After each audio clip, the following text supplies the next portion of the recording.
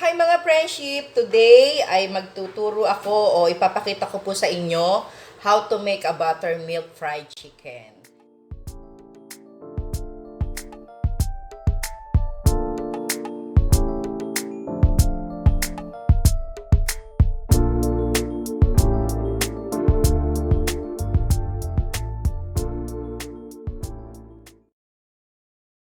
So, ngayon po meron na tayong naka-ready na buttermilk. Kung gusto po ninyong malaman o how to make a buttermilk, just go to my description. Ando dun po yung link para po malaman ninyo ang paggawa ng buttermilk. So, marinate na natin yung ating chicken.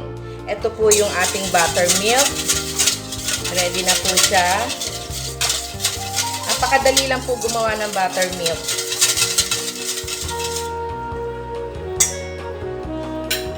Then, meron tayong chicken. Ito po yung chicken natin.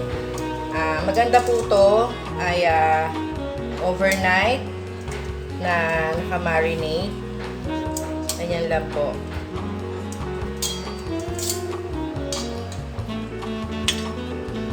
Yung iba po, naglalagay po dito sa ating buttermilk na naglalagay sila ng tabasco para po mayroong konting asim. Pero ako po, ayaw po kasi ng mga anak ko. Gusto po nila yung original buttermilk fried chicken. Walang asim. Yan.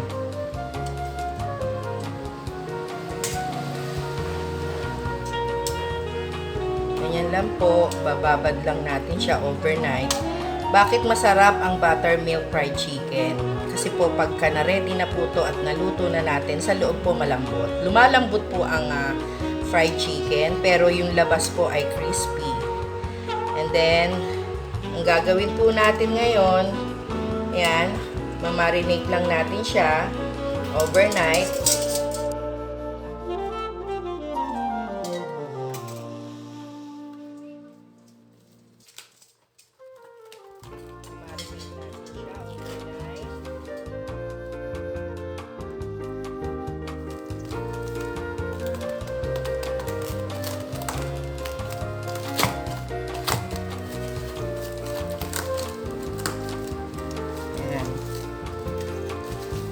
So, ito lang po muna. Marinate natin siya overnight. Babalik po tayo. So, now guys, yung overnight na ating buttermilk fried chicken na naka-overnight, kukuhanin na natin at magbe-breadings na tayo. Samahan niyo ako. Tara. Here. Kuhanin na natin.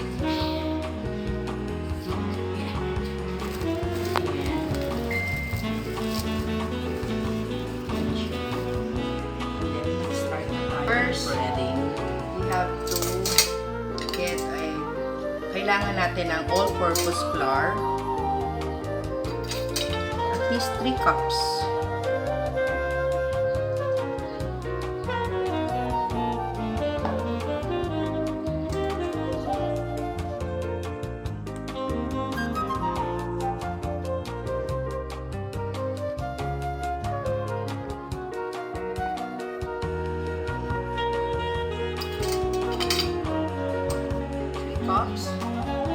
All-purpose flour, salt,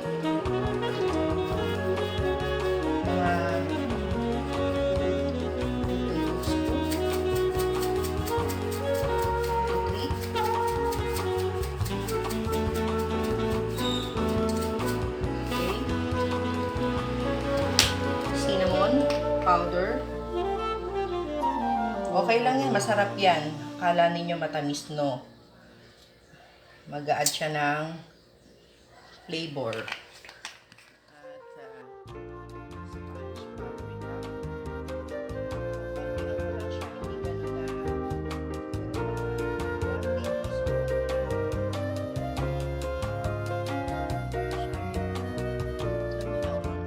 garlic powder. Gusto ko maraming powder. Garlic. Yan. Yan. Then, Wala akong white pepper, black pepper na lang. Powder. Powder, black pepper. Yan. Yan.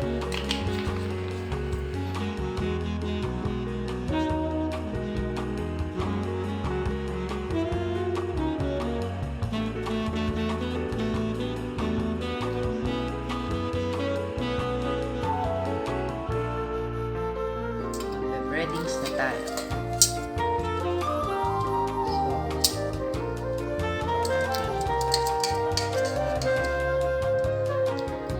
Overnight buttermilk chicken.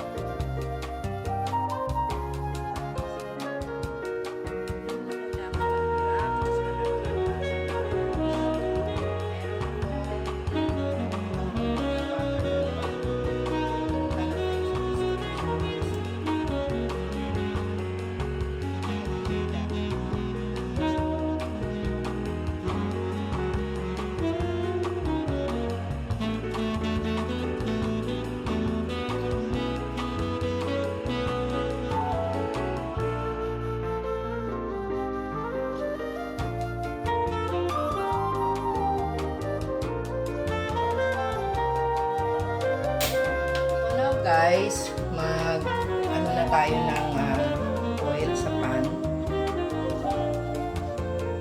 So, any kind of oil pwede nyo pong gamitin.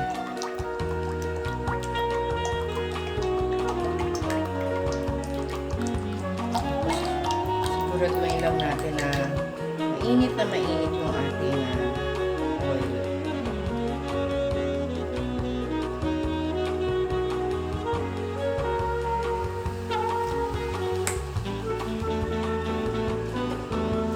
Gamit ko yung canola oil.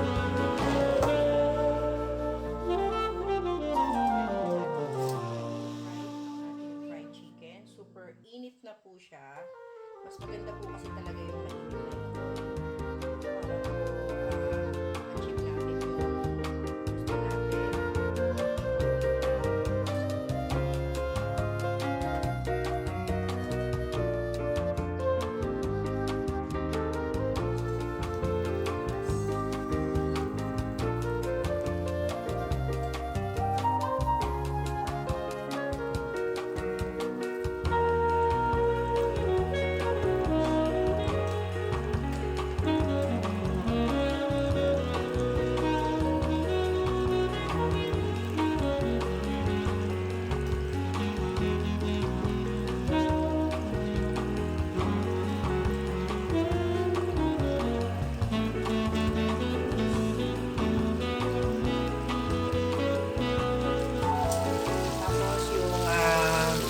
Fire natin, ano po siya, high heat, high fire.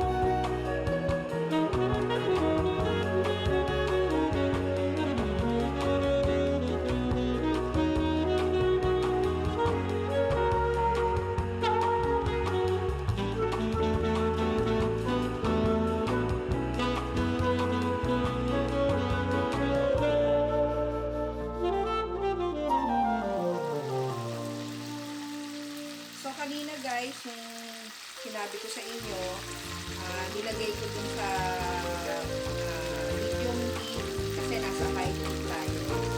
So, medium fire. Ngayon, pwede na natin siya.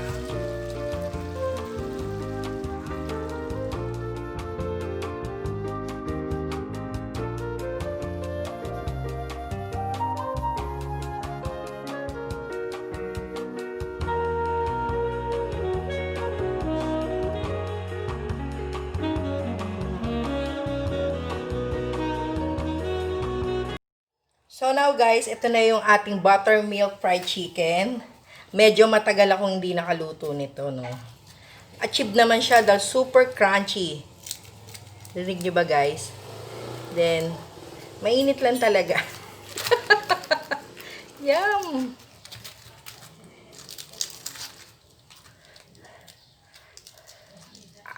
Init.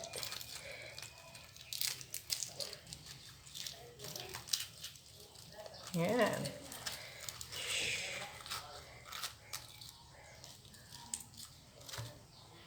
Taste natin.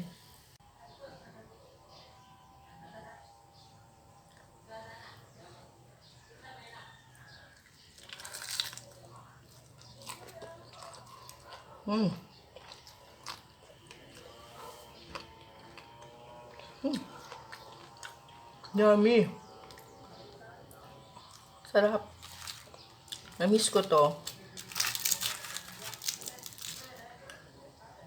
Alat. Sapa guys, para sa inyo to. Para sa inyo to guys. Okay.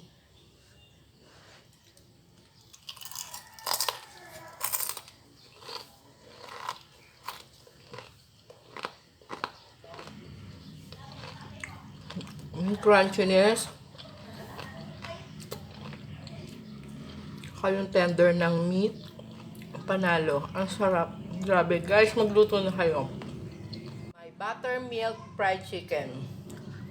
Luto na kayo. Happy cooking, guys! Bye!